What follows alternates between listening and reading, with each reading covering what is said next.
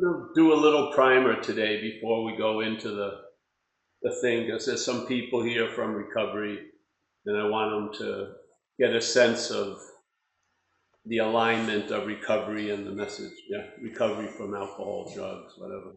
Recovery from tons of stuff. So, and also the terminology. In some groups, self means everything, the allness. And how we use it is the way recovery uses it, which is a small s. And it's the sense of being the thinker, the haver, the feeler. The sense of being the one, a long-lasting, independent, separate thing. So that's how we use the word self. And we don't like the word self, actually, because it's given it too much credit. It immediately sounds like it's a thing, yes, self. But I would say it's more of an activity, and we call that selfing. So a mental activity, its primary mouthpiece is the narrative in the head, and then things reinforce it, like memory, perception, interpretation. And the main movement of the mental is to claim what it gets brought into contact with. Yeah. I don't care. Let's just be honest. That triggers an experience, yes? An experience of perception, of contact and stuff. And so whatever, something went on there. Can you Sorry. still hear me? Yes, So sorry. when there's That was an contact, accident. okay, when there's contact in time, there's a process mentally derived that claims what's happening. So let's say the basic foundation of what's happening is seeing, hearing, feeling, tasting, touching, and then noticing thoughts. Yes, that's been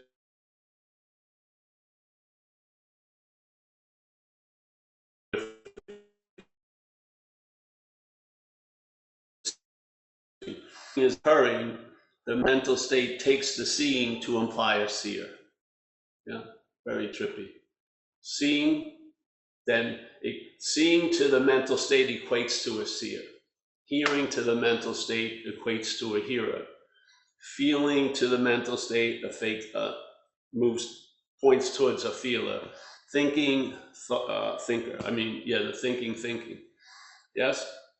So this activity of claim, and what happens when it claims from the thinking, the thinker is presupposed before the thinking. Yes, you see it, important to, because the reason why you feel like you're a doer of all this shit, yes, is because the doing, come on, sorry for this. Yeah, Sorry, come on in. We're having, you've entered a high level of technical, yeah. So, yeah. Nice to see you. What brought you here? Oh, Chuck again. Yeah. Chuck's gonna get a VIP pass for the next talk and bringing the people in. So let me go back then. And in recovery? Yeah. Yeah, okay. So, all right, well, let's go to the first point. So in recovery, the root of the problem, most people say, or what we want to get relief from, is the bondage of self. Yes. So the important thing is to see what self is and what self isn't, really. Yeah. So if the problem resides in the mind, which is the diagnosis of the big book, yeah, then that the activity of alcoholism, and I'm not talking about the drinking and using, but the activity of alcoholism is of the mental processes. Yeah. So you would basically, the disease in a way is talking to us as us. Yeah. If it was talking to us as Stanley, and we'd have an immunity to its desired effects, yes, we would probably not want to be interested in Stanley's ideas, for 30 seconds. But because they sound like they're coming from us, we're keen on listening to them. Yeah. So selfing, let's say alcoholism. I believe alcoholism amplifies the underlying problem, which is the bondage of self. Yes. So if you see alcoholism, let's say if the person who's alcoholic has a strain of jealousy in them, when they drink or use, they'll probably be up on stalking charges in a couple of months. Yes. So it's going to amplify the possibilities of certain tendencies. Yeah. And it will minimize the possibility of other tendencies like empathy or compassion. Jeez, what's happening here? Come on in. Who's that? John. Oh, he just come in. Oh, because of all the people. Well, we can move outside. No? Okay. And then we can start over again. Oh, no. No, because the whole point is you're fucked, yeah, by something. Yes? You're fucked before you got sober, and you're probably still getting fucked by it now. Definitely. Yeah, something is causing you not to be able to enjoy your life. Basically, usually because of its preoccupation with what's not happening. Yes? So you may be doing quite well, but forecasting you won't be well. And because there's so much faith in the head's forecast of you won't be doing well, it rains on being well today. Yeah? Isn't that a form of slavery? Yes, because here you're wanting to be available to what's happening, and you seem not to be able to be available to what's happening because you're very available to what's not happening. Yeah? So where would we like to be? Or they're not hard at all. You just have to lose interest in self. Yeah, and you can't lose interest in self as self. So if you're identified as the problem and you try to lose interest in the problem, that's being interested in the problem. You see? So self can't get out of self. It's one of the biggest statements in AA. Why is that? It's an observational statement. Years trying to get out of self, and they realize you can't get out of self as self. So how can you see self as something to get out of and not see that it's that's looking? How can you see self to get out of, yet you can't see that which is seeing that is a part of self? There must be an act of being identified as it, yeah? So you can't see it as something else because you're calling it yourself. And to me, that's what handcuffs your possibility of being free, especially in recovery, is without us knowing it, we're trying to be free as the problem. We're trying to be free as self instead of from self. Yeah. Why is that? Because we're in the act of being identified as self without knowing it. The head assumes you're a self all day. Your memory pictures you as a body, as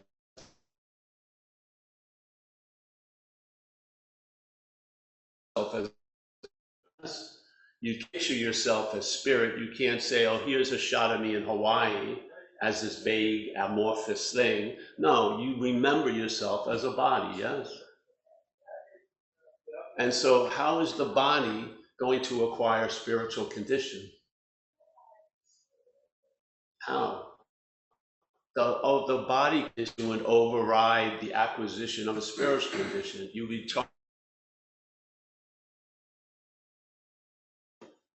This is the whole point. This is what happens. And it gets right to a simple thing, right on page 64 in our book, which says, being convinced self manifested in various ways is what has defeated us. That's the statement. Are you convinced of that? It says being convinced, which means a present tense state, that self manifested in various ways is what has defeated us. What's the us? Isn't that us? Does the word us imply us? What does it imply? Committee, no, committee is something ahead. That comes from the idea of self. It says being convinced. Yeah, we can keep this open now. Isn't the us self? No, because then that would be self-defeating self. It says being convinced self manifested in various ways is what has defeated us. They're two different statements. There's self and then there's us. Yeah. If it was self and self, it would have said being convinced self has defeated self. But it says being convinced self has defeated us. That implies we're something different than self. Yes. It's just the language. Basically, it's sort of like if you were defeated by Harry, it would say you were defeated by Harry. So Harry defeated you, defeated Harry. But yeah, that's how you would say it. But it's self defeated us. That's two different things. Yeah. It doesn't say selves had defeated us. Us is a plural and self is a singular. Yeah. It's self has defeated us. How does it do it? How did self defeat us? Through its manifestations. What are we going to look at? Its common ones in the inventory process. The first paragraph, what does it say? Resentment. Yeah. So follow the logic. Is resentment presented as a manifestation of self, which has been used to defeat us? Yes. Read it. It's right there. Yeah. The manifestations of self has defeated us. Resentment is the number one offender, and we're going to look at the common manifestations of self, and the three are resentment, fear, and harms done to others in the pursuit of what you want, and we look at our sexual behavior. Yeah? Yeah, not to see what we did, but to see what self drove us to do. This is the whole point. They use these statements in AA, you're driven by 100 forms of something, then what the hell? You believe you're the driver, and yet the experience is you're driven. So what is it? Are you the driver, or are you that which is driven? Yeah. We run into self-imposed something. It doesn't say you imposed it, it says self-imposed it. So there's this idea of being the doer, the thinker, the feeler, the haver. And therefore, because it's so concrete that you're the doer, when you've been driven or you've been dancing with a gorilla and your experience is you're going to stop when the gorilla wants to stop, you still have huge amount of guilt and shame based on that you did all that shit that you didn't do, that you were compelled to do by your drinking and fucking using. Yeah? Where's the freedom from that? How is there going to be forgiveness if you're cast as a doer of all this shit that was fucking crazy? How? How are you going to forgive yourself? You're not. But what happens if you see you weren't the doer? You're finally relieved of that hook. Yes? Your experience is, I'm dancing with a gorilla. I'm not going to be able to stop until it wants to stop. Yet, all the shit while it wasn't stopping, I did. What an insane idea. Completely powerless based on the gorilla running the show, yet I'll claim every fucking behavior and mine the guilt and shame out of it. And then carry it for 34 years of sobriety. Carry this fucking dead bodies every freaking day. Yeah? Not because, just based on a misunderstanding. Tell you the truth. Yeah, tell you the truth. So, I saw this idea of self as other, yeah, very clearly. One day, reading that sentence, that's why I use it. Things I use at these talks are based on the leap of relief that occurred around those sentences. And in this sentence, being convinced saw self as foreign. And as soon as I saw it as foreign to me, I could be free from it. Yeah. I wasn't trying to be free as self anymore. I realized I can be free from self. And most of my life was trying to be free as self. Yeah. That simple misunderstanding wreaked a lot of havoc. Yeah. So suddenly I have a new pair of glasses. You know, it's the old Chuck C story. I was looking at things a certain way. Finally, I suddenly put them on, a new pair of glasses. I see the same thing differently. Yeah. And some of the shit that I saw differently has never not been that ever since. Never comes up for review or debate. I was convinced. There you go. Yeah. And then I started to do inventories, not on my resentments, but on resentments, which is completely different. A resentment maybe has a life expectancy of a few minutes. My resentments can live for 60 years, yes? How is that? How can a resentment live so long? You must be feeding it. You must be feeding it. So where's the relationship with that which is before resentment, yeah? And the resentment. The resentment comes and goes. Your resentments may stay forever, yeah? A resentment, you have someone cuts in you while you're driving. It's forgotten usually after 2 exits, maybe. Here, you fucking pulled over, got into a fight, fucking go to jail and shit like that, and you feel like you were right. Why? You weren't motivated by a resentment. You were motivated by your resentment. And the whole funny thing is, the claiming of the resentment is how you're claimed by the resentment. As soon as it's your resentment, the resentment has you. If you don't see it, you're going to be looking from it. You are. And you're not going to have a clarity around it. You're not. You're going to have your ideas, but they're not going to bring relief because they're not true. It's sort of like, I believe this rash is eczema. I believe it. I don't know for sure, but I believe it. So I buy a lot of eczema ointments and I keep putting it on. It doesn't seem to be working. So my solution is more. I just keep more eczema, or I buy a higher price eczema ointment. Yeah. One day someone says, "Hey, try this ointment. It's psoriasis for psoriasis." I put it on, the fucking rash goes down. That's the solution. It was psoriasis. Yes. I thought it was eczema. I was mistaken. How did I know I finally was mistaken? I had no relief. I wasn't getting any relief. Yes. So let me try something else. All right. Oh, it must have been psoriasis. How did I arrive at that? Not through a diagnosis, but reverse engineering. I tried something, it worked, it must have been psoriasis. Yeah. So here you go. This idea came in my head, more than my head, came into the innermost, and then it percolated later in the head. And then I started having relief from the bondage of self, and it has stabilized for 34 years now. And every day the problem seemingly doesn't exist for me. And man, any day it existed for me was one fucking hell of a day. Now, not any day it doesn't exist for me. Yeah? It keeps appearing, but it doesn't exist as me. That's the difference. The selfing will keep on doing what it does, but it can't complete the mission without our giving into it. And that's just through ignorance. You keep calling shit yours that's not yours. How are you going to get out of your resentments? You're a collector of resentments. You got them on a mantle.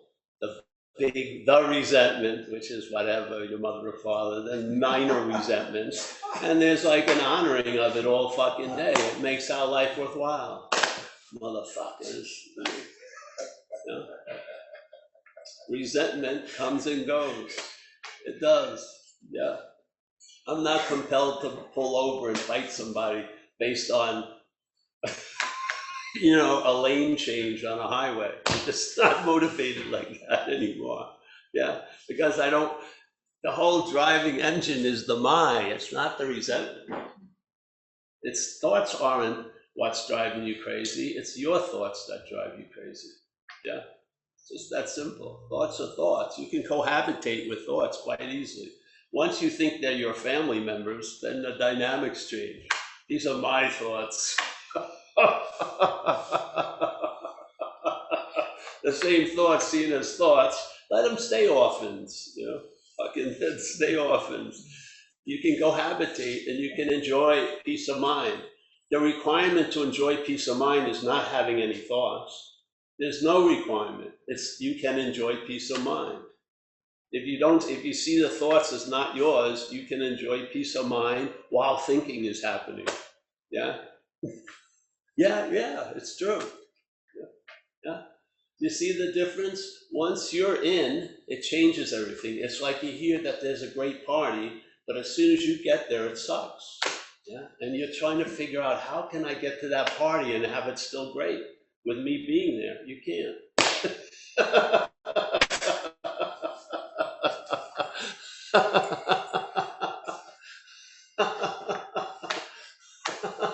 Yeah, so that's it, simple. I'm gonna go into this other topic, but I'm in recovery like for a long time now. I mean, we all share that intimacy of being taken over by something. Yeah. And if you look at us as a sociological study, it's amazing how unique we all feel, but we usually end up at the same three parking spaces, institution, jails, and death. So we may be all different Fords, but there's one driver, and that's self. Self has driven us to the point of being pitifully, incomprehensibly more demoralized. You did not do that. Self did. You do not manufacture misery. When self has you, it uses you to manufacture misery. If the higher power has your same facilities, you don't manufacture misery, do you? Not as much as you did. There's been a factory change.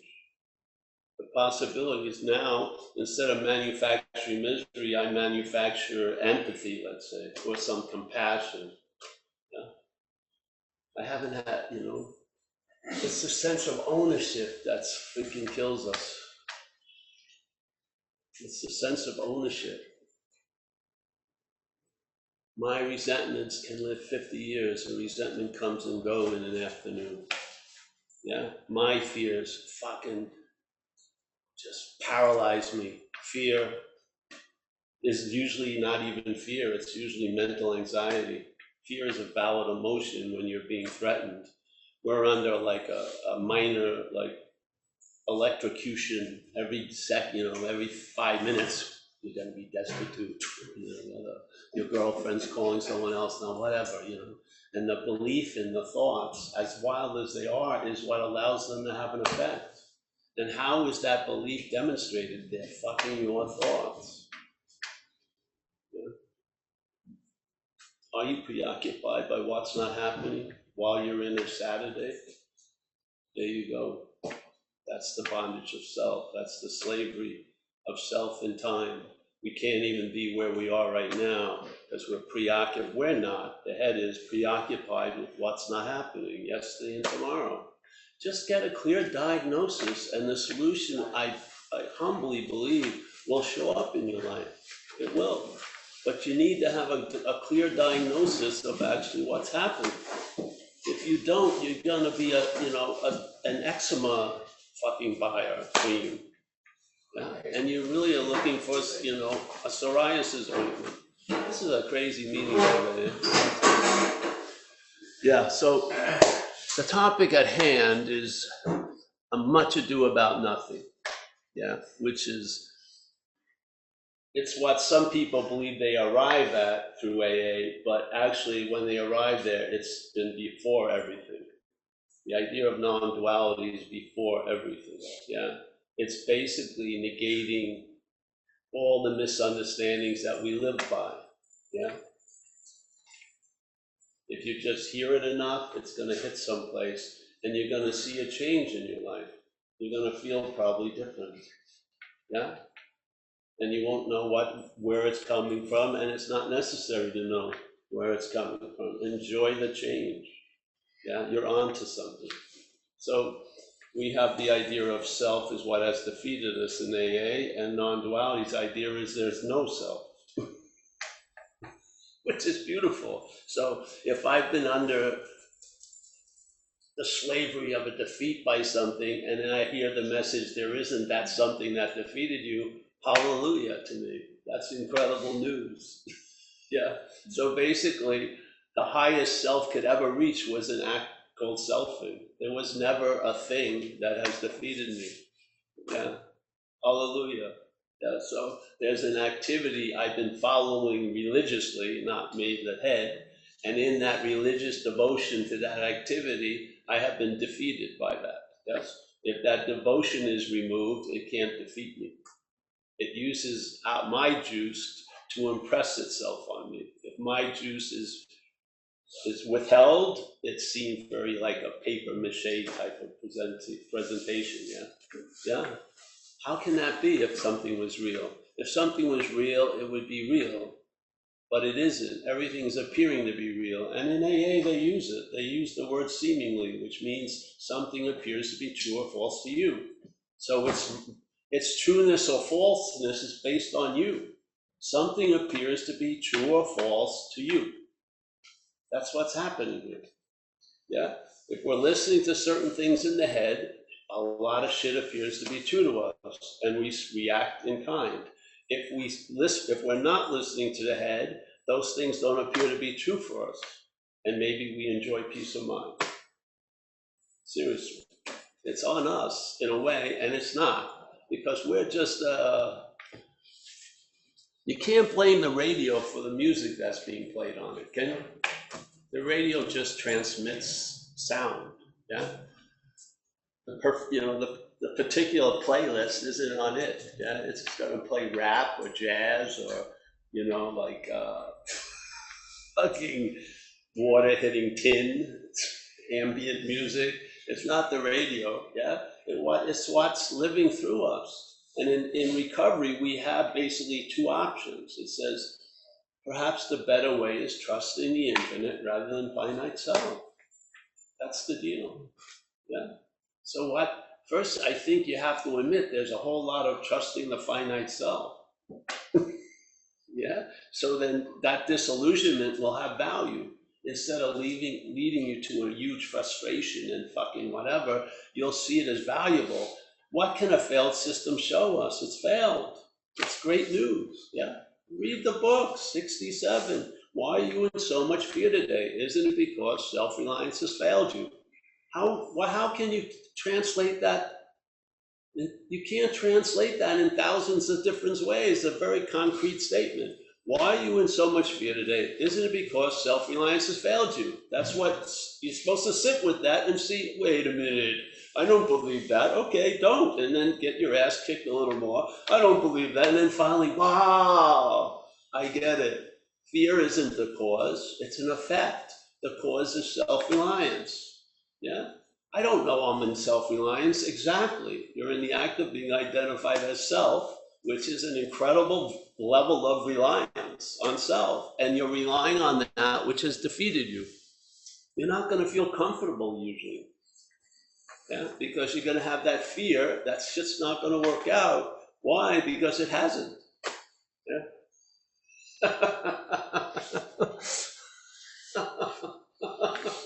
It's that simple. I mean, I'm going to try not to have any fear while I'm relying on a failed system. No, the fear is a fucking pretty good indicator to see that you're relying on a failed system. That fear, it's so persistent. I don't know why it doesn't leave. I've done everything because it's a fucking warning sign. It's attempting you to abort the mission.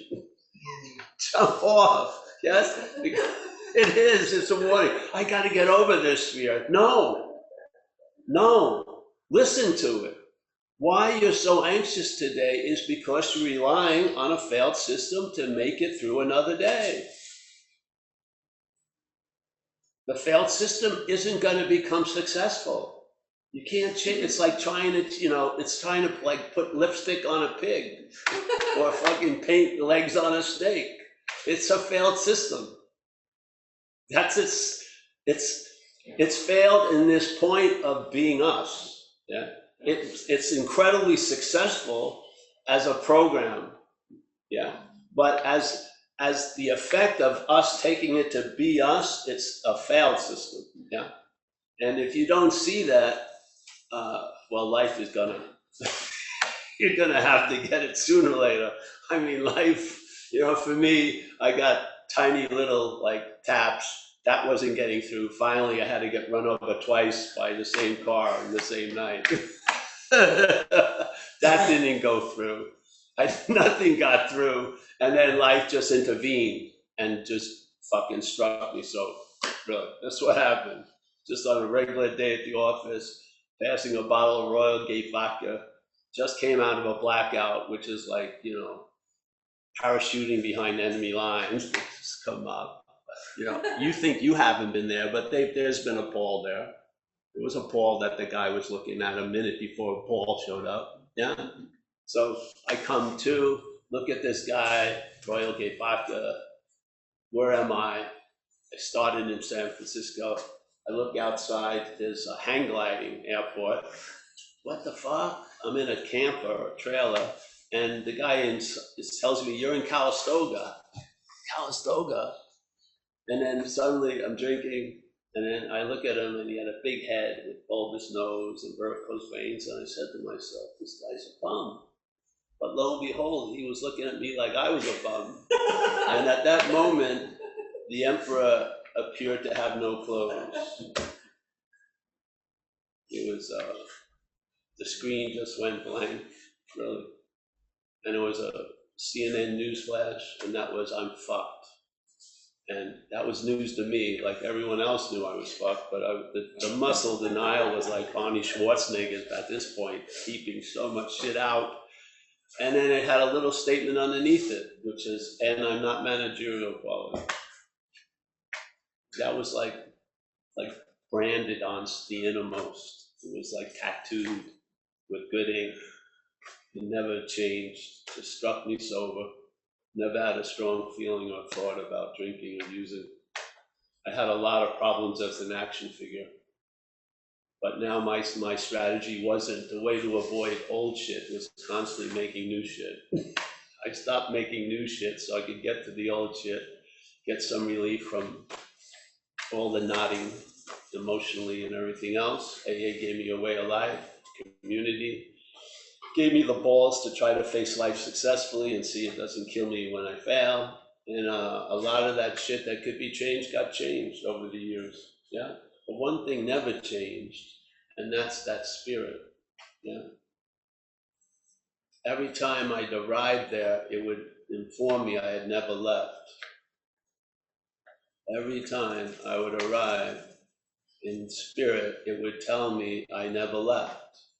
So all these stories about I'm disconnected, I'm lost, I'm close, I'm really feeling it, I'm not feeling it, whatever, it doesn't have any relevance other than that which I give it, which I've been giving it quite a lot. That changed, and there was a shift in attention and interest, and it went to other than self. And like we say in AA, everything that happens in AA pivots on the effect of losing interest in self. It says it right on page 63. You lose interest in self, then you gain interest in others, then you look into what you can contribute to life. It all pivots on losing interest in self, and self cannot lose interest in self. So there you go. You've got to see something, or you're looking from it. If you don't see the act of being identified, you're looking from the act of being identified. It's really that simple. It is. If you don't see it, you're looking from it, because it's very fast. As soon as you wake up, it has a story. It like dresses you every day. You're going to go out like this, you're going to come back like this, they're going to be like that. It's playing God, doesn't it? Your head plays God, or the head. And it says in our book, you got to quit playing God. It doesn't work. And it's first. And if you believe 12 steps is a linear process, which it is, first would be more important than next. Yes? So next is the principle of surrender, the third step. And first is quit playing God. Why did they have that like that? Why would they have quit playing God? Because if you're not seeing that which is playing God, it's going to play God with the third step. So you're going to think like you turned it over and then you have the right to take it back anytime. That's not the third step. That's not surrender, that's transactional. Yeah, I see it. And the one thing the person will not let go of, like maybe body image or meeting a person or getting married, that's where all the manifestations of self coagulate. That's where all their anxiety is, their fears, their resentments, everything that they're not willing to let go of, the self keeps fucking managing. Yeah. Yeah. So, yeah. I know. I don't talk like this at AA meetings. You people came in here. Yeah, I don't talk like this at AA meetings. You came here to hear it. I'm just sharing you the invitation. What you do with it, I have no interest in, to tell you the truth, but I do have an interest that you can hear it. Because I'll tell you, I'm happy as hell it was downloaded in me, because it changed my life in recovery. And I don't want to be a manager of fear or a great avoider or a distiller of escaping resentment. I just want to outgrow it. I don't want to have a life of resentment and fear. I don't want to have to write all day, and I don't. Yeah, I want to be free, just like it says in the book.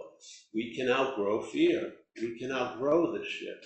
Yeah, we've been given a new petri dish. We were in a very acidic one, which self loves, and now we're in an alkaline one. And it's just like that rose bush that's not blooming. If it had self-centeredness, it would be blaming itself for not blooming, especially looking at all the other blooming things, but it isn't. It's because it's in a small pot. It doesn't have good soil, it's not getting watered, and there's no light. If you change those conditions, the rose will bloom. Rose tree will bloom. It's that simple, yeah? So you want to keep starting at irritable, restless, discontent, or would you like to start at ease and comfort, contentment and satisfaction? Be my guest. Go away, any way you want. Be right about whatever you want to be right about. But is it working? Yeah. Is it? Am I going to your meeting on Saturday? Yeah. Am I? No. No. So something must be interesting you. And you know what? It's great. I have no interest in it because I have the relief that somebody may think they're going to get by coming here. I have relief. That's why I can come here every week, because I have the relief that at one point I was looking for.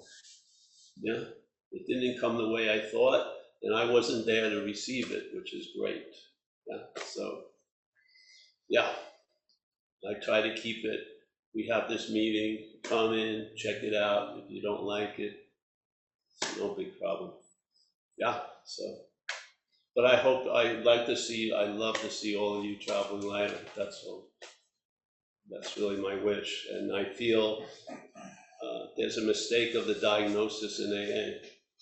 Yeah, it says this thing, and then everyone goes into the inventory process with my resentments, my fears, my harms done to others, and they leave with my resentments, my fears, and my harms to others.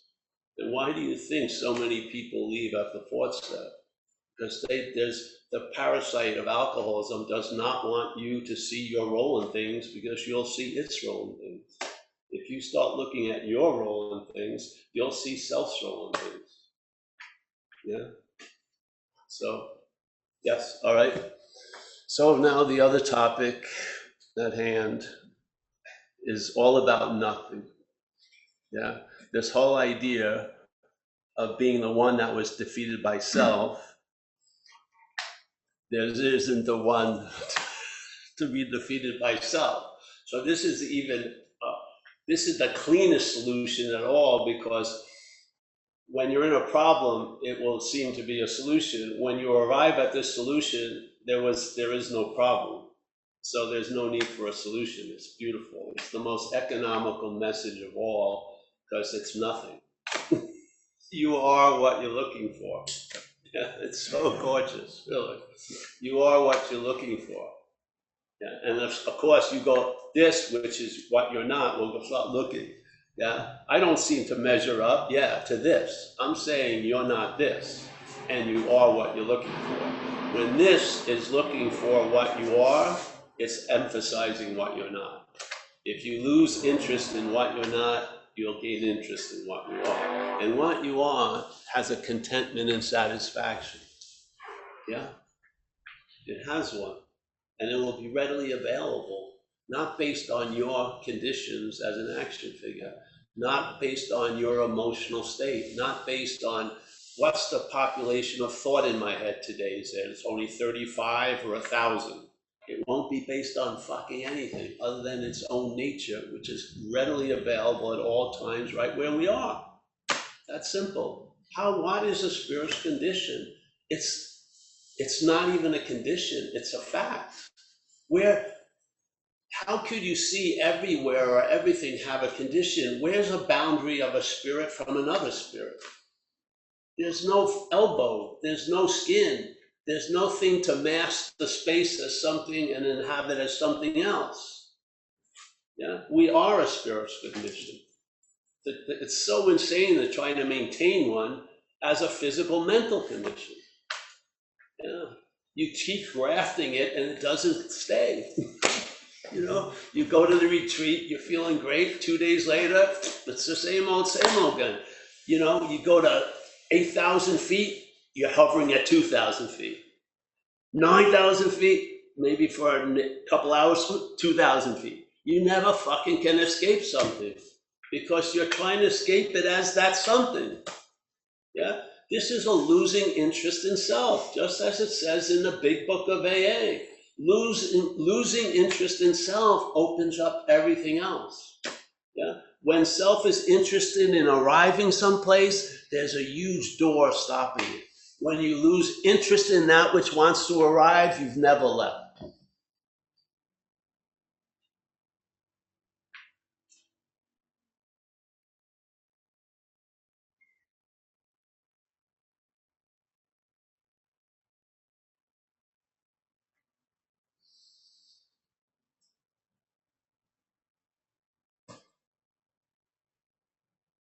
There you go. Yeah.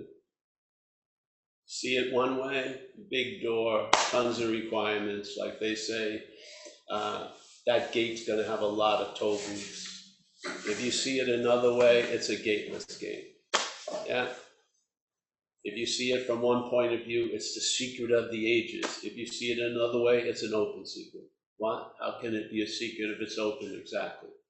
You see it one way, you're the seeker seeking. You see it another way, the seeker is the soul. What? Yeah. See which one works. Yeah. Have you been successful in your seeking? Have you produced a stabilized contentment and satisfaction, not based on circumstances and situations? Has that happened without much effort? No. There you go. Yeah. Just tell the truth. Yeah. That's a sign of a failed system. It's that simple. When are we going to realize it's a failed system? It's not going to be rehabilitated. It's like that dream that's in AA, and they talk about it. The greatest illusion is you're faced with the fact that you're not managerial quality, yet your head says, if you only manage better, it would work out. No, it's a lie. That's a fucking lie. Yeah. A failed system is a failed system. It will not admit it, so you have to see it. You do. If you wait for it to come around, you'll be dead. Probably. Maybe vertically dead or horizontal, but you'll be dead some way. You will. It ain't coming around. This isn't a chariot of the gods. It's not taking you to the golf course in heaven. It isn't. Yeah. There's a recognition finally. What's the difference between us and self? Find it. You haven't defeated you. You haven't. Don't wear that fucking heavy fucking yoke. You were not the doer of the defeat. Something did for you what you wouldn't do by yourself. Just like now in AA, something is doing for you what you can't do for yourself. Something used to do through you what you would have never done by yourself. A lower power used you just like the higher power does. You recognize the higher power is using, you don't see the lower power is using because you're identified as the lower power. You think you fucking did it. Yeah? So therefore, no matter how sunny your day is, you're dragging those dead bodies of 30 fucking years ago every fucking day, giving them mouth-to-mouth resuscitation because of your mea culpa. I did it, I did it, I did it. You didn't. Something took you over and used you for transportation. Yeah, it's the same thing took me over and used me for transportation. When you share, it sure sounds like my thoughts. Yeah. When you describe your feelings, it sounds like my feelings under that tyranny. When do you finally realize that something took us over? Yeah. Give credit where credit is due and blame where blame is due. we're busily giving credit to the higher power. Where's the fucking clarity about the lower power?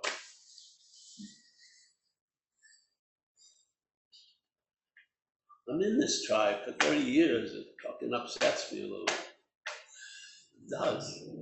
It does. I can't take it when I'm sitting at a meeting on July 27th and someone's totally bummed out by August 15th. What is one to do? Is it really helpful to try to talk to them about what's not happening? Or is it like, let her have their bottom, really? Because what can I do on July 28th about August 15th? August 15th's not happening. It isn't. No one else in the room is it happening to, this one lady, yet she's completely crushed by August 15th. That's the addiction, the bondage of self. The bondage of self is the God in the past and the future. When you go there, you go alone. You go alone when you go in the past and future. There's no present tense God there, except for selfing. It's slavery, it's fucking slavery. Can't, I've had enough of it. July 28th may have enough enslaving quality. Why bring August 15th onto it? Yeah. 2021 is enough. Why do I need 2008, 1980 to 2020? Yeah. Jeez, so yeah. So what happened I got in recovery, and when I was in recovery, it set me up to be able to listen to other things, and that was non-duality. So I heard this idea, 1997, I think. Got me, it was beautiful because it totally fit into my experience of the problem in AA. And it was telling me that that problem isn't actually real. Yeah? That if I could, yes, oh, it's so beautiful. And so but this idea of non-duality started to illuminate the path I was on in recovery. It didn't take recovery's place, but it brought more light to the thing. It was like a new pair of glasses over and over again. I wasn't seeing something, I would use the understanding of non-duality and I would see something. It was incredible, yeah?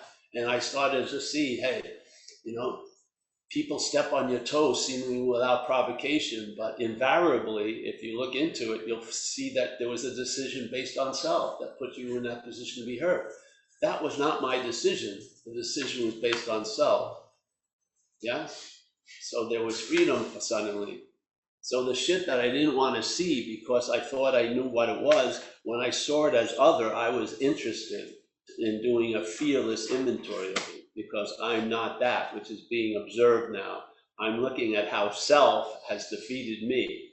I'm not looking at what I did, I'm looking at what was done through me. That's a huge difference of a stance, and it brought a huge different amount of relief. Yeah. How are you gonna grow out? A lot of shit you keep around the house that you've outgrown, but it's yours, so you keep it. Isn't that the case? I don't want to throw it out because one night I may want it. I haven't worn it in 8 years. Mine. If you went into someone else's house and it was their clothes, you'd probably throw it all out. But mine, the same thing with resentments and shit and fear. Yeah. The mental state it's like the golden calf to the mental state. It's milking it every day. And it has a story, I'd do anything to let go of this. No, it won't. It fucking loves the resentment. It gives it meaning. It's a surface of a big reflection it sees itself in. So, yeah. I don't see any difference between recovery and non-duality, actually. I don't.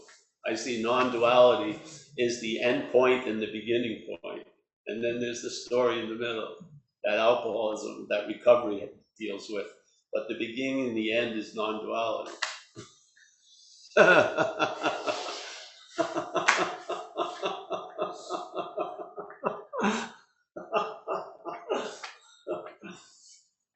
Yes. So, well, yeah.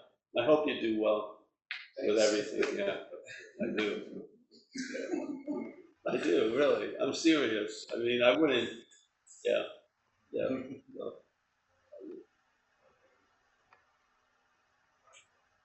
Yeah, the idea of non-duality is just that it's implying that you're reality. You know, it's not you and me, but this. Yeah? So it says the seeker is the sought. So what would happen with the seeking then? If they were seeking, yeah, for the sought, and it was finally revealed that you're the sought, would you be seeking anymore? There you go. That's the message of non-duality. Seeking is the sought. It's not the seeking and the sought. Seeker is the sought. So at that point, seeking doesn't have any value. It's actually doing the opposite of what you would be hoping for. By looking for it, you're in the act of denying it. Yeah? This is the dilemma in non-duality. So non-duality's premises being ourselves reality.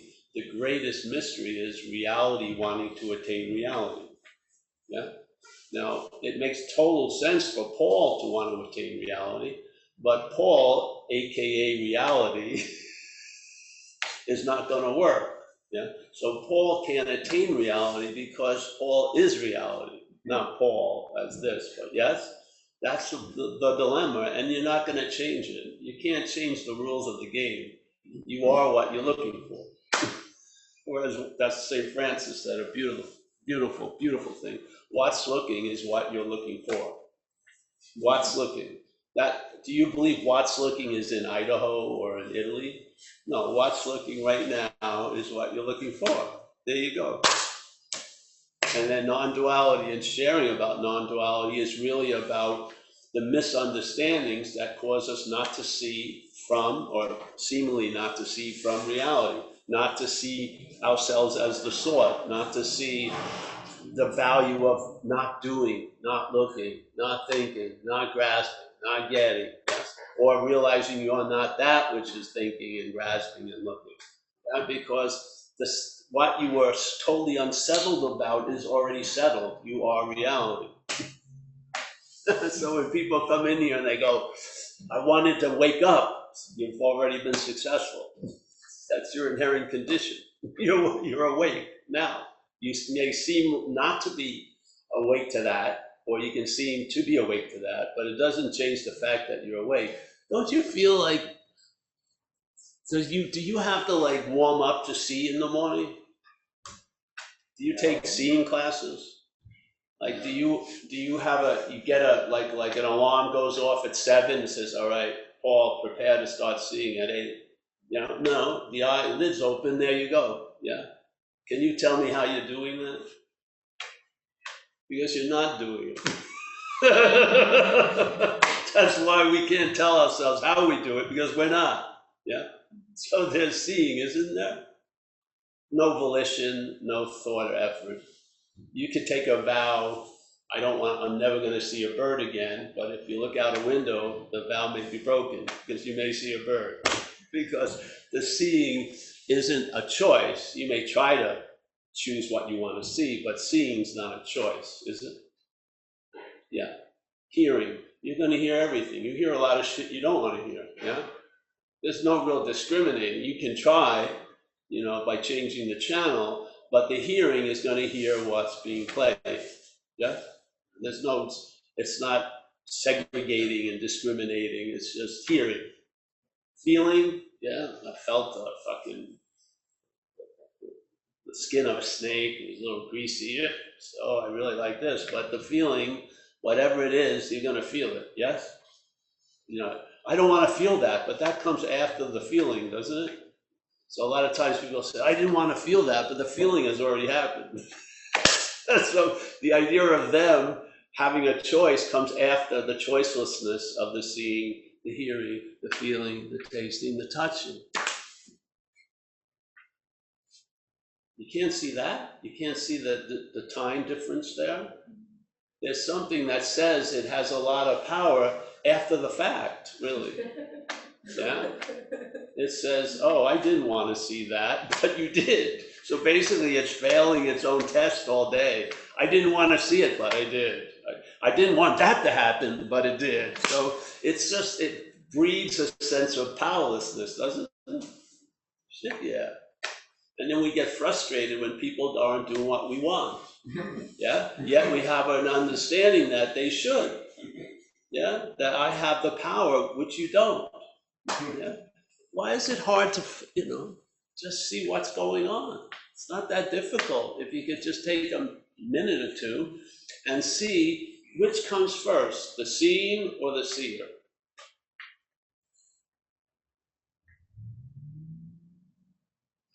Or let's say, for the seeing to occur, is the seer essential, or for the seer to appear, is the seeing essential? The seeing is essential for the idea of the seer. The seeing has no need for the seer. They're seeing, seer or no. But there's no seer without the seeing. Yeah. The seeing has to be claimed or arrive at the noun of the seer. The noun doesn't have its own fucking existence. It's not a seer. It's not a hearer, or not a feeler, or not a taster. It comes after the feeling, the seeing, the hearing, the tasting. Yeah. That's the conscious contact, seeing, hearing, feeling, tasting, touching. The mental activity is I'm the seer, I'm the hearer, and I didn't like what I saw. And I want more of what I don't see now, yes? And then it goes desires, aversion, and then the whole thing goes off. And you're sitting, this idea, something, this imaginary ghost rider of self is riding this incredible horse that's not listening to a word it says.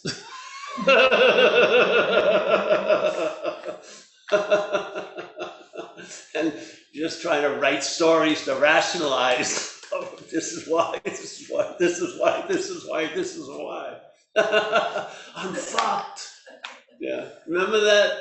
How many people, I'm sorry, it just went all recovery, but that's from my tribe. I have an allegiance to them. I do, like it or not. So have you or have you not experienced this at meetings? Someone has the story of the worst thing that ever happened to them. Yeah. Let's say it was getting pulled over by the cops. Then after 6 months or 7 months of recovery, it's now the best thing that ever happened to them because it led them to recovery. Yeah. What was it? Was it the worst thing that ever happened or the best thing that ever happened? Or was there a it morphed into from worst to best? No. You were seeing it one way, it was the worst thing that ever happened. You're seeing it another way, it's the best thing that ever happened. Yeah. Does the worst thing make does it give it the meaning of itself, or do I give it the meaning it has? Wouldn't you like to know, if you were a faucet, I would think you would like to know when the water's going this way or off the faucet. I mean, just to tell the truth about it. You know what I mean? Just would make sense to me.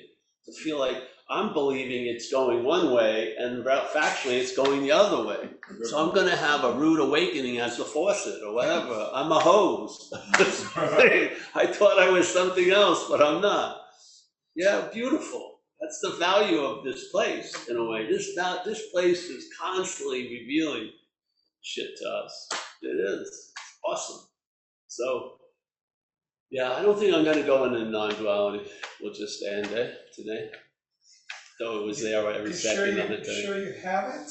I know. It's like... I know. But I hope you didn't get this, my friend. I hope you didn't. I hope it went over your head because that's what I was aiming. Yeah, I was successful. Yeah, that's the only way the spiritual subpoena can be served. You got to be distracted and sent around the corner. You do. I'm telling you. I've been in this position thousands of times. The point is, we're never talking to you. You are the obstacle to the message. You are not the one that's going to get the message, and your idea of the one who's not going to get the message is just as weak as the one that says it's going to get the message. Yeah, this message there's no ability in you to stop it or receive it. You can't say where the message landed or where it started from. It's there, and so hopefully a lot of it goes over your head, because that's what we're aiming for. Because I know I can't miss everywhere, but my intention is to miss you. It is. So I've been successful. Hallelujah. That's great. Seriously. Don't you see it sooner or later? You're the problem in a way, and you're the Not solution. that problem, that one, that I understand. Yes, and you're the solution. Yes, at the same moment.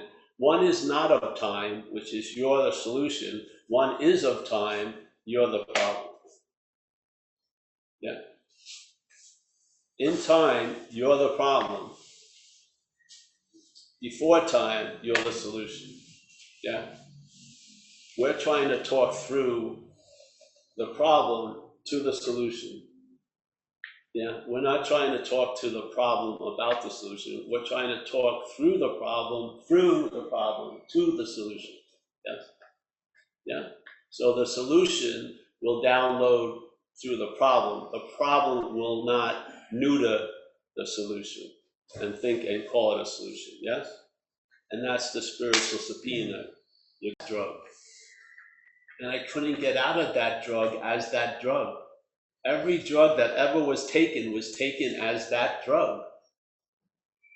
So every time I try to get out of the drug, it reinforced the drug. Every time I was doing the drug, it reinforced the drug of Paul, without any idea of that.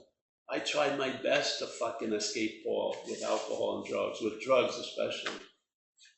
I'd do anything. I got to a point where I shot coke to a point to overdose. So with the hopes that before the body died, I'd be free for a few seconds. I figured you could induce a heart attack easily, yeah, with a certain amount. And if before the body would shut down, I'd have a moment of freedom. And it seemed like a good deal, to tell you the truth.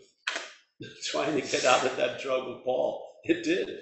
I was willing to go for it. Only because at that point, my arm was so shaky, I couldn't push the plunger in. Another person had to do it, and they would see something in my eyes and they wouldn't push the whole load in. That's the only reason why I didn't go there. Because I needed Cy, my friend, to shoot it. I'd been up for so many days, I couldn't do it. And then he'd see this, my eyes going, and he'd go, pull out, and I'd be fucking pissed at him when I came to. I would. See, motherfucker. Yeah. Can I speak? Yes, yeah. That's the comparison of the degree of addiction. Yes. Where the identity with the self is even stronger than that with cocaine. Yes. Makes me feel really hopeless, because if it's even more addictive, then that's great. Finally feel the hopelessness. Fucking far out. You're onto something. Because the hopelessness is really rooted in what we're relying on, the failed system. Yeah. And hopelessness reveals the failure of the system. But am I so addicted to the self? No, you're not addicted. There's an addiction to self. Thank God you're not addicted. That's the beauty. You're not the self that's addicted. Yes? The addiction to self portrays a self that's addicted. You're not that. It's a mental activity, and you're not of a mental activity. Hallelujah. Yeah, you better fucking believe it. Do you think you don't see addiction in spiritual practices? Tons of addiction. Yeah, it's everywhere. Yes, the self there's a feeble attempt to get out of self as self, and those turn into addictions that we know: eating, sex, spending a lot of money, whatever. A lot of things can be vehicles of addiction. They're not the addictive vehicle. They're used as the addictiveness, yeah? So basically, yeah. And all addictions fail because they're not hitting the mark, yeah? That which is taking the drug to get relief from something is identified as that, yeah? Which is taking the drug. You can't get out of this loop of self-importance because the identification has you not knowing that what you want to get out of, you're not actually in. See, this is what happened with me. This is what blew my mind. I was at this event once in Australia. It was like an 8-day thing, and they had a very good system of producing cathartic events with the hopes that there would be a release, yes, a relief. If the system could be shook up enough, some of the scaffolding would fall, there would be a change. And so they would do it through music and a lot of other things.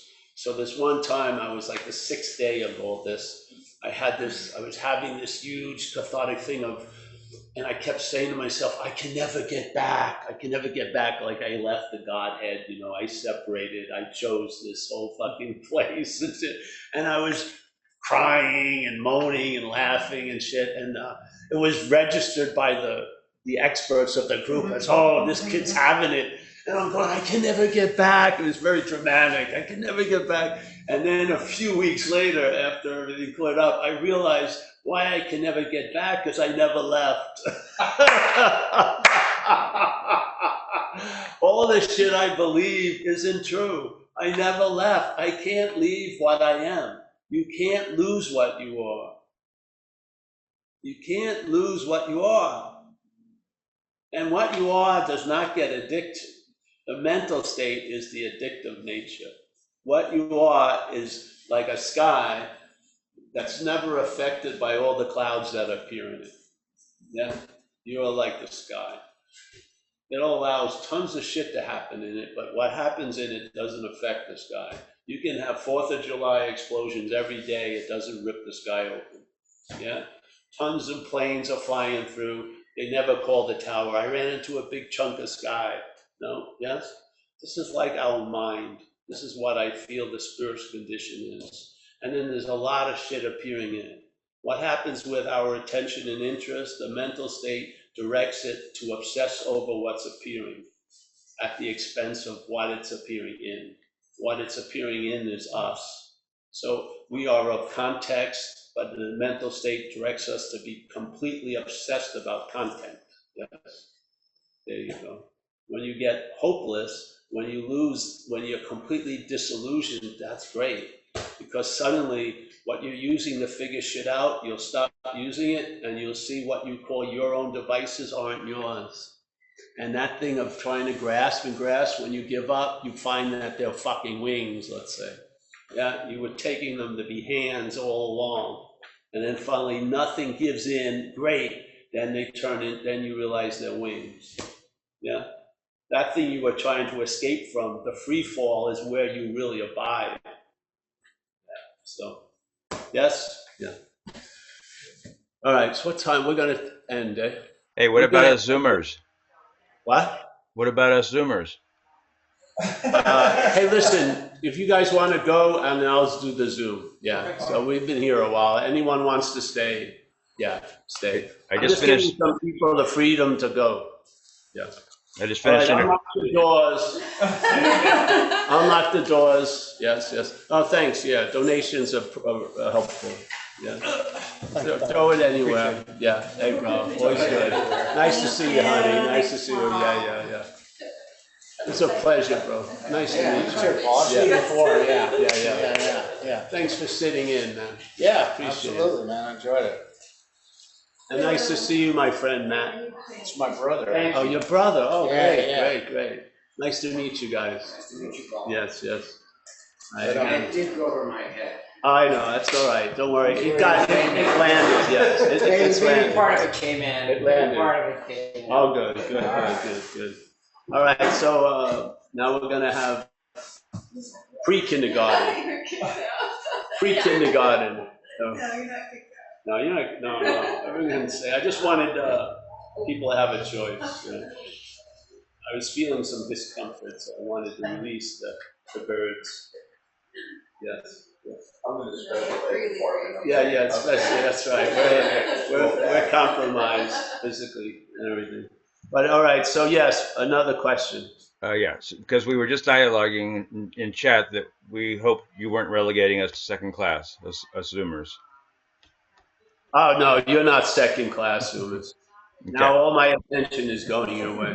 All right. Yeah. There was a question, Compel you anonymous. to come visit us, yes. What? Hopefully it will compel all of you to come visit us live.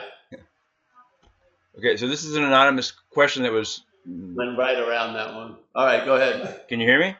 Yes. So this is an anonymous question, and I had my computer froze for a few, and I missed out, but I was able to copy. Oops, what did I do with the question now? Here it is. It hinges around the word participation in the middle of the question. Kind of circles back to the question that you started off with, that somebody started off with at the beginning of the meeting about self and us. So, starting from the beginning, Paul, you say that we have been defeated by self and its manifestations, so we were driven to act by the bondage of self. However, there was some participation from us, capitalized. There was ... There was some pleasure derived from the addictions or resentments, etc., as we were drinking or doing drugs, etc. So now the final question: how to process our participation in these acts? So I wasn't clear whether they're like, meaning right now, right, like the guilt that we had over it, or how did we actually participate at the time? To me, that's like, that I don't understand the question that way, but there it is. I can see what he's saying. He thinks there's something different. So there's a part of you that is taken over, but there's something different that enjoys a lot of it and shit like that. But there's no difference in it because there isn't a you and then something that took you over. That's an imagery we use to get something across. It's all an activity. Yeah, it's all an activity. But in that activity, what moves some aspects of it ahead is this force, this inordinately believed and having faith in force of this idea of being self. Yes? Yeah? Are you asking? Who are you asking? Are you talking to us now? Yeah.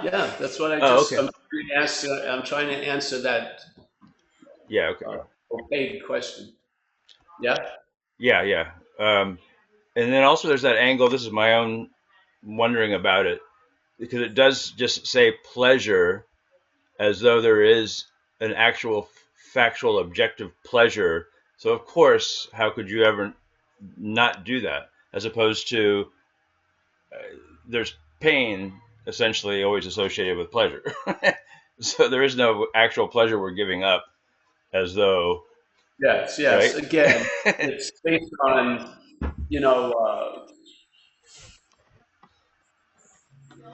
like the solidity of something. Yes. Yeah. So in the solidity, there's a diverse difference between pleasure and pain. If you see it lifted up, you see they're two sides of the same coin. Yeah. So I think the question was going different levels. Yeah. So I thought he was on one level, there's pleasure, and then you're not seeing the pain as connected to the pleasure. You think pleasure and pain are completely different. So one, you're trying to avoid one and trying to stay close to the other, and they get frustrated when it doesn't work. Well, because of that misunderstanding, yes? So when you see that pleasure and pain are the same coin, so when you get a coin and it's facing one way, it could flip over and face the other. And hopefully you start learning, yeah? Yeah. But what drives the whole thing, in a way, is this activity of this taking these ideas to be true, sets off these trains of circumstances that bring effects, yeah? And then there's a reaction to those effects, sometimes thinking it's fortunate, sometimes misfortune. And that's based basically on how the whole thing is seen, not in the thing itself, yeah? Because the activity is empty, but we're giving it a meaning, yeah, as mind. So, yeah. Okay, and then anybody else, since we are equal class citizens, anybody else want to ask a question? Yeah, now, now that the Zooms are second class, there's the questions, there's only one for each each row of squares, and whatever answer I give is going to be 20 seconds or less. Oh, okay, you want me to start picking a square from each row? And none of your nuts are going to be warmed up on this flight. You're second class, what can I say? You're basic economy. You're going to get what we give you. None of you nuts. All right, so what's the next one? Okay, I see no more questions, but we do have a reminder from Miss Amelia if there are no hands, and I see no hands. So you ready for your reminder? Paul, don't forget to do the dishes. No, it's I don't know if you had something prepared, but just How long is the list? no, just no. It's just that I I know. wanted to remind you to say whatever about you were going to say about Z.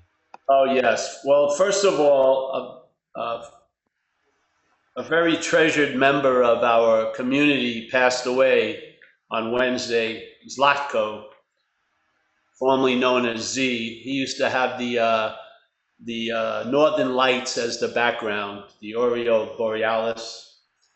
Z, he passed away quietly Wednesday morning around 1:30. So, yeah, I just wanted to, by sharing it, just use it as a vehicle of how much I appreciated uh, Z's company. Yeah. And he always he was a great lover of Nisargadatta Maharaj, and some of the people here went to his house and read him quotes, and it brought a great smile on his face. So, yeah. Yeah, he was a great community friend. He was at the first Saturday meeting I ever went to, and it's been great to Yeah. know him. Yes, he's very, yeah, it's a pleasure to know him. So, and another thing, so we're going to have a memorial sooner or later, Oh, good. and we'll let people know who are interested. And yeah, and I think the second reminder is that the people who have signed up for the Italy retreat, I think we're going to have a little meeting before the 7 o'clock Pacific time Wednesday meeting to go over how to get to the place from Rome and wherever you're flying into. So Amelia will be running that meeting, and yeah, so just so that if you have any questions, we can get together and ask, and we'll give you the answers that we have. Yeah? So we'll So post that so people will know. What? So we will post that so people can know. Yes, yeah, so it's going to be at 6:30 Wednesday, and then next week, we're not going to be here. We're going to do the Zoom at 1:30 up in Auburn, California. We're going to do a live meeting up there. So closer to you, actually. At 1:30. But it will be at the beginning point will be 1:30, and it's at people who've been with us for quite a while, Maria from Romania and Hamid. They bought a huge place up there, and they're looking forward to use the space for meetings. So we're going to be there this weekend, Saturday at 1:30, not 1 o'clock Pacific time, 1:30. Yeah? Okay. Yes. So I think that's it. And I'll go ahead and post the earlier Wednesday meeting, and if you change your mind, you'll let me know, and I'll take it off. Yeah, yeah. Okay. And yes, any other questions? No, everybody looks very satisfied. Oh, they look very satisfied. Yeah. All of you are gonna get weighed when you leave, it's only 12 pounds on your carry-on. Yeah, second class citizens. Hey, Stacy, smile a little bit. Here we are. Yes. Hey, I want to say goodbye to everyone. Hey, the riffraff got left.